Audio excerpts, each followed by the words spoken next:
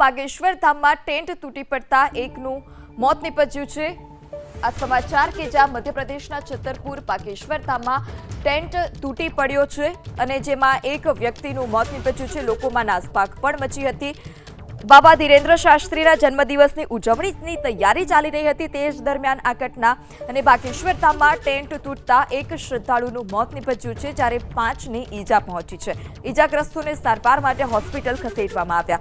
તો બાબા ધીરેન્દ્ર શાસ્ત્રી કે જેમના જન્મદિવસની ઉજવણીની તૈયારીઓ ચાલી રહી હતી તેમનો જન્મદિવસ હોવાને કારણે જે તેમના સમર્થકો હતા તેઓ તૈયારીમાં જોડાયા હતા અને આ જ દરમિયાન આ દુર્ઘટના સર્જાઈ છે અને આ દુર્ઘટનામાં એક શ્રદ્ધાળુએ જીવ ગુમાવવાનો વારો આવ્યો છે જ્યારે 5ને ઈજા પહોંચી છે।